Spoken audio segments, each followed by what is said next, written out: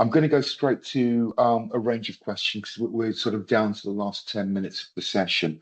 And I'm wondering, Andrew Bennett, whether you could pick up on one of the questions we've had from, I think, Evelyn, which was in relation to the way in which we assess cost effectiveness of new models of care. At present, it feels to me as if it's purely driven in terms of um, it's quantifying its impact upon the acute sector, particularly on beds. But how should we look at um, assessing the cost effectiveness of new models of care from a system point of view? It feels, doesn't it, colleagues, as if this is an area where we need a kind of refresh of consensus. We've had a number of people today speaking about the triple aim or maybe the quadruple aim. So in that context, you set economic value against quality and outcomes.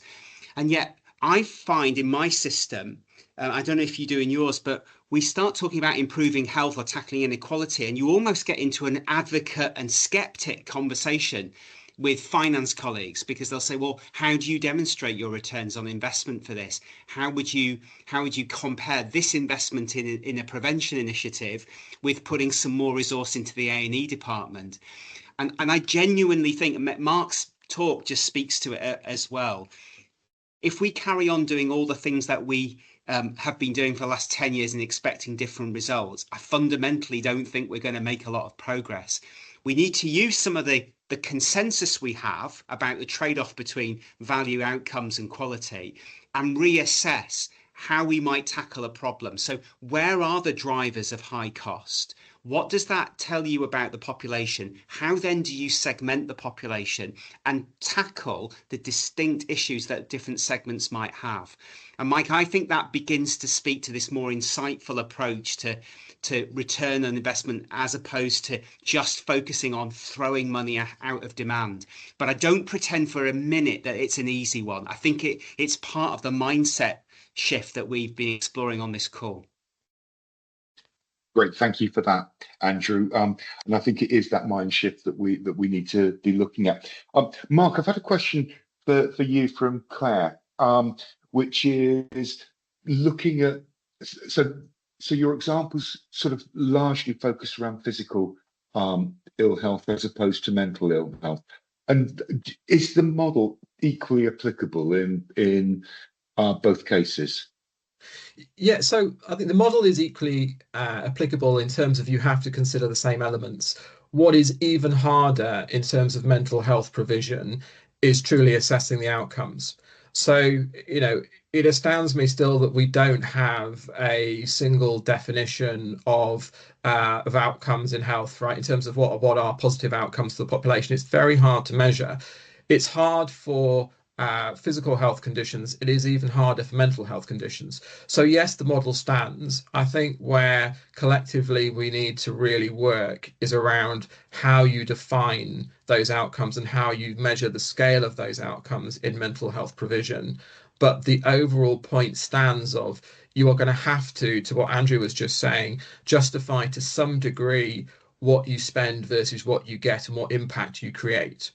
And therefore it has to be built into some kind of overall model like that, but with recognition of it is always a somewhat unclear picture and there is always judgment calls in there. Really helpful, Mark. Thank you. I'm going to go to Andrew Corbett Nolan now, on the basis that your phrase about good governance is about making it easy to make the right decision and making it hard to make the wrong decision. And people were quite taken with that. But we're currently making quite a lot of wrong decisions. What's the problem, Andrew? Is it a governance problem? Is it a leadership courage? Are we just not brave enough as leaders? Or is it politics? It's both. So healthcare organizations, I'm just making a sort of generalized observation, but generalizations are generally right, aren't they? Are just not as good at pushing back about things that will not work. And so I do think there's a element in there about boards being braver. So I've been with brave NHS boards. I've been with boards where the chief exec was coming under a lot of pressure for performance. Performance is important. Performance is important, but it's not the only important thing. And the chair and the board have said, well, we're all going.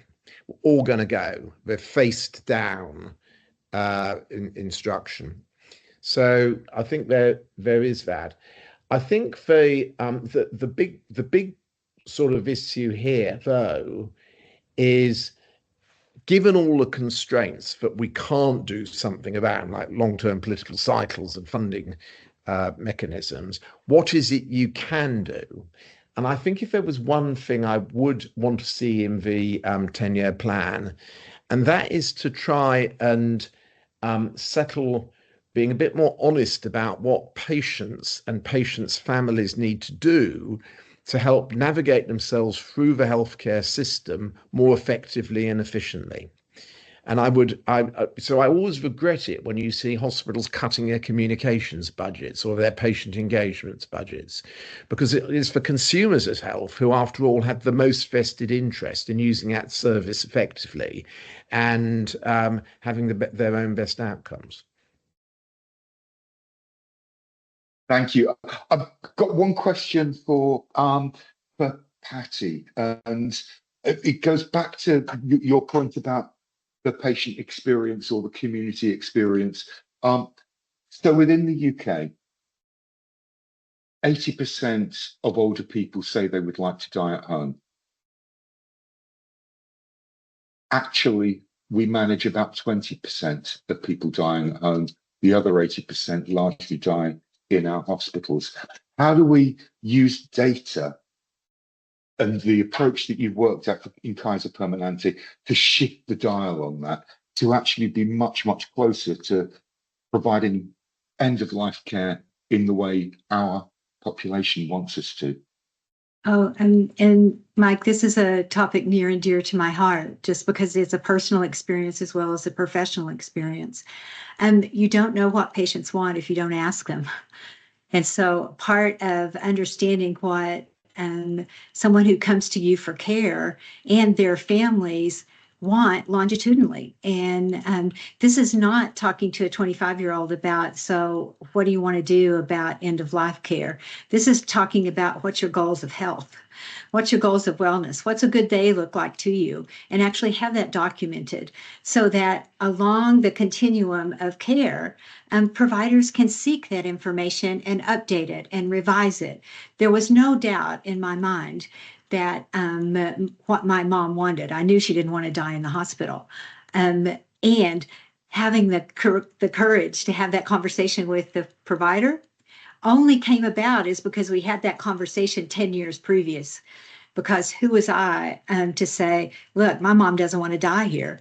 If I didn't have the courage that was built up way earlier in her in the part of the care that she had. And using that data, data is, and NHS is very much like Kaiser Permanente. Yes, it's disparate, but yes, it's longitudinal. So you have the ability to look at what my preferences and wants are when I'm 25, when I'm 35, when I'm 45, and when I'm 65. And the ability to use that longitudinal data to understand the progression about what my wants and needs are as my health changes, not as my sickness progresses. What's a good day look like at 50? What's a good day look like at 85? I hope that makes sense. It really does, Patty. Thank you very, very much for that. And I'm actually really pleased to end on that that particular question. We are way out of time now, so apologies that we are right at the end of the session. Please do fill in the feedback survey, which there's a link in your invite. Thank you very much to all of our speakers today. Thank you for joining the webinar. Look up for the recording and the summary Q&A, which will be on the webpage very, very soon. Also subscribe to Strass's Thinking Differently newsletter. It is full of really interesting new ways of seeing old problems. And please do join Strassis and the team on the 3rd of June for their next Thinking Differently event, which is the NHS 10-year plan and how to reduce unwanted variation. Thank you again to everybody for joining us, and I wish you a really pleasant rest of the day.